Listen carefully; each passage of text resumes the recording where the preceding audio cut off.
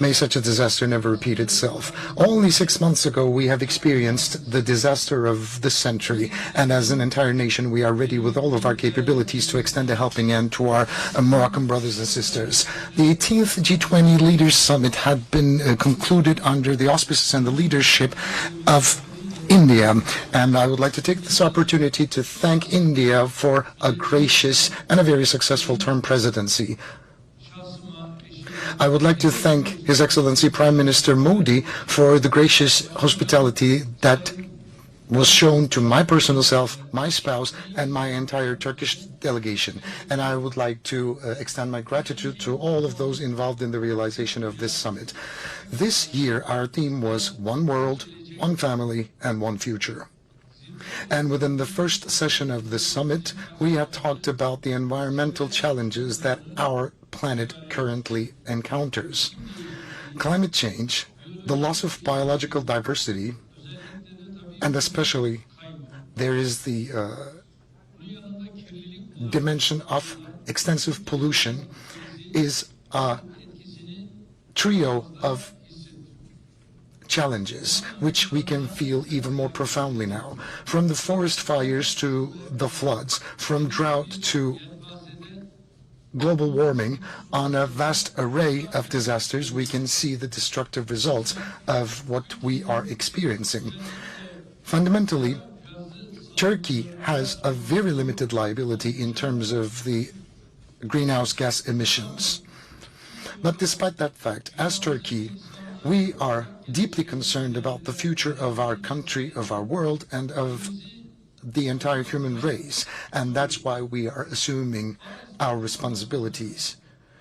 We are committing to the Paris Agreement, along with our 2053 net zero emission initiative, and with our objectives within the framework of green growth, and we are contributing in the most significant fashion possible amongst other global powers. We are taking very concrete steps forward in order to expand the renewable energy resources, and we are also investing in hydrogen and nuclear power. In terms of renewable installed energy capacity, we are ranking number 5 in Europe and 12th on a global scale. As a result of the measures we had taken, we've managed to stop greenhouse gas emissions of around 90 million tons on an annual basis, thanks to the steps we had taken forward in the field of renewable energy investments. And we have doubled our objective to bring our emissions down to net zero by the year 2053. And in terms of fighting against erosion and desertification, we are one of the leading countries on a global scale. We are going to create a Turkey that is more livable, the air of which is more breathable. And we're also working for a world bearing those qualities.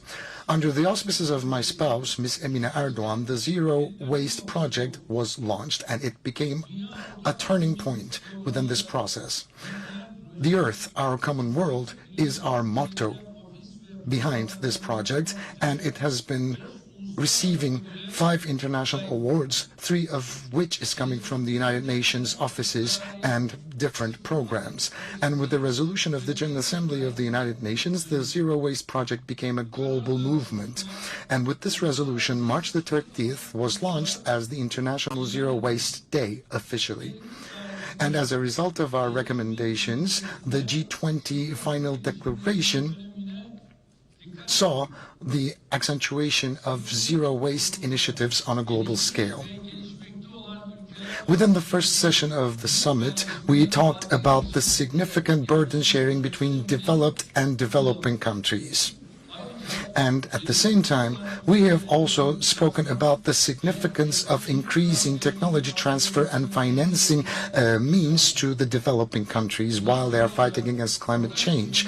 And as of now, we are going to keep on investing tremendous efforts in order to make sure that our common world, the Earth, will be preserved and protected. Distinguished friends, the theme of the second session was One Family, where we discussed not leaving anybody behind while we were progressing. And we have also spoken about our efforts in order to increase global solidarity. The displaced peoples and the immigrants the refugees should be provided with the means to go back to their countries of origin on a voluntary basis in a safe and a dignified fashion. And we talked about the necessary things to be taken up. I would like to talk about one more thing. Regardless of our faith, our culture, and our origins, we are members of the entire human family consisting of 8 billion individuals. This is an age where children are dying because they lack the fundamental nutrition, such as a piece of bread and water. Tens of thousands of refugees are losing their lives on deserts, and the seas of the world are becoming refugee graveyards of a massive scale. And because of wars and conflicts, millions of individuals are forced to abandon their motherlands. And despite all that rhetoric, the value of the human life is becoming much more infinitesimal. So, in summary, every day we experience new tragedies of a very destructive fashion, and in such a world we can never feel safe and secure. On the one hand side, we have 735 million individuals fighting against famine, and on the other hand, you will find luxury, you will find glitz and opulence along with waste. And if that is the situation, it means that we have to admit to the presence of a significant problem. In this day and age, from Africa to Asia, billions and billions of people are working under horrible conditions and circumstances with blood and tears so that a palm full of elite can live in prosperity and in fulfillment. This is not fair, this is not humane, and this is not conscientious. The root of our problem is not the lack of resources, it is the lack of compassion. And as Turkey, we are objecting to this unfairness and unlawfulness. That's why we believe that a fairer world is possible. We are the #1 country on a global scale providing humanitarian aid at such a level that it's a big part of our GDP. We are embracing more than 4 million refugees who have been victimized as a result of conflicts. And we are clearing the northern part of Syria from the presence of terrorist organizations, and thus we are building permanent residential structures for our brothers and sisters so that they can live dignified lives by eradicating the reasons why these people are abandoning their motherlands once and for all. We are catering to their needs from education to security. Until so far, more than 600,000 Syrian refugees on a voluntary basis went back to their motherland in order to live dignified lives. And the more projects we shall launch, that number is bound to continue to grow. And for more than a year and a half, the Russian-Ukrainian war has been going on, costing the lives of hundreds of thousands of individuals, and we are investing tremendous efforts in order to stop that war once and for all. We are gathering all of the parties of the conflict around Istanbul process, and we are helping to realize many initiatives resulting in the exchange of prisoners of war all the way to the launching of the Black Sea Initiative Grain Corridor. As a result of the Black Sea Initiative, 33 million tons of grains were exported to international markets.